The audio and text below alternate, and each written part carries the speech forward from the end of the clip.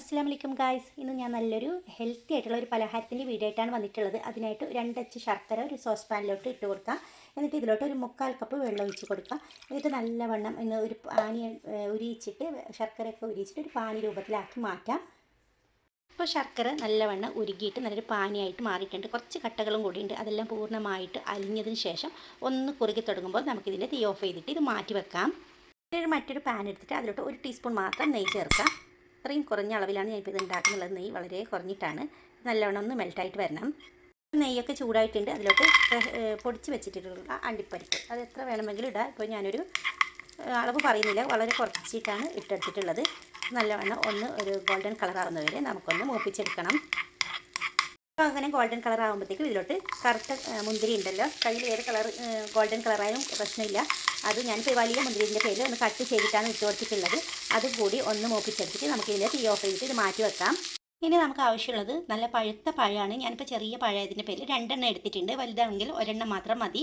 ഏത് പഴം വേണമെങ്കിലും എടുക്കാം. ഇപ്പോൾ ഞാനിവിടെ നേന്ത്രപ്പഴമാണ് എടുത്തിട്ടുള്ളത്. അതിങ്ങനെ കുഞ്ഞായിട്ട് ഒന്ന് കട്ട് ചെയ്തിട്ട് എടുത്തിട്ടുണ്ട്.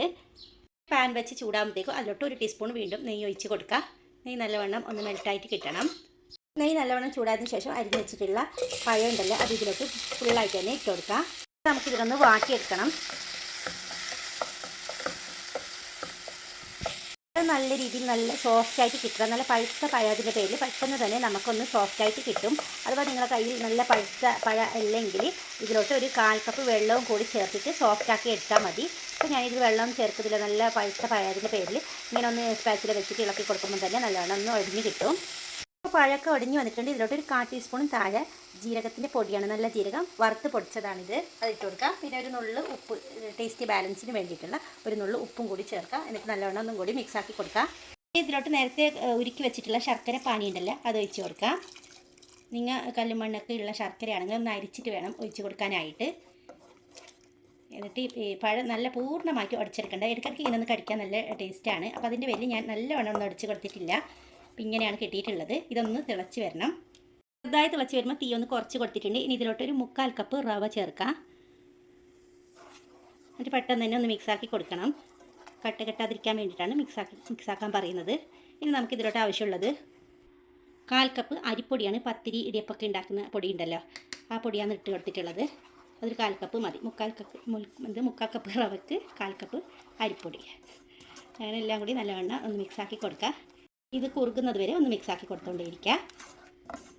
ഇപ്പോൾ നല്ലവണ്ണം ഇത് പാനിൽ നിന്ന് വിട്ട് വരുന്ന പരുവമാകുമ്പോൾ നമുക്ക് നേരത്തെ റോസ്റ്റ് ചെയ്ത് വെച്ചിട്ടുള്ള കിസ്മിസും കാഷ്നട്ടുണ്ടല്ലോ അതിട്ട് കൊടുത്തിട്ട് ഒന്നും കൂടി മിക്സാക്കി കൊടുക്കുക.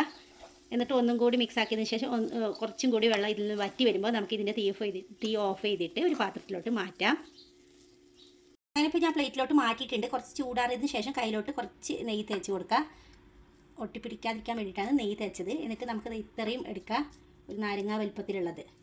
എന്നിട്ട് നമുക്കിതൊന്ന് ഇങ്ങനെ കൈ വെച്ചിട്ട് ഇങ്ങനെ ഒന്ന് ഉരുട്ടി കൊടുക്കുക.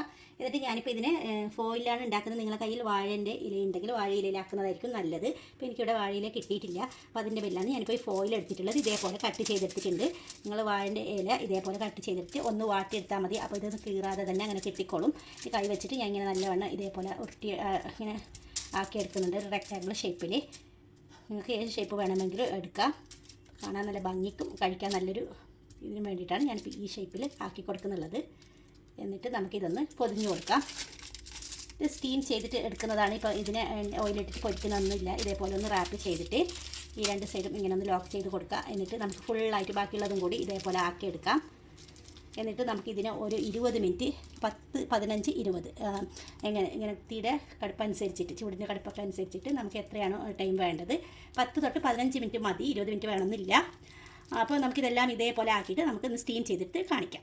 അപ്പോൾ വെന്ത് വന്നിട്ടുണ്ട്. നമുക്കിനി ഒരു പാത്രത്തിലോട്ട് മാറ്റാം ഇതിനെ. അങ്ങനെ ഇപ്പോൾ ഞാൻ എല്ലാം ഫോയിൽ നിന്ന് മാറ്റിയിട്ടുണ്ട്. കണ്ടല്ലോ, നല്ല പ്ലേറ്റ് നിറയെ കിട്ടിയിട്ടുണ്ട്. അപ്പോൾ എല്ലാവരും ഇതെന്തായാലും ട്രൈ ചെയ്ത് നോക്കണം. നല്ല ടേസ്റ്റാണ്. ഒട്ടും തന്നെ ഓയിലൊന്നും ഇല്ലാത്ത നല്ല ഹെൽത്തി ആയിട്ടുള്ള ഒരു സ്നാക്കാണ്. അപ്പോൾ വീഡിയോ ഇഷ്ടമായാലും ഒന്ന് സബ്സ്ക്രൈബ് ചെയ്ത് സപ്പോർട്ട് ചെയ്യണേ.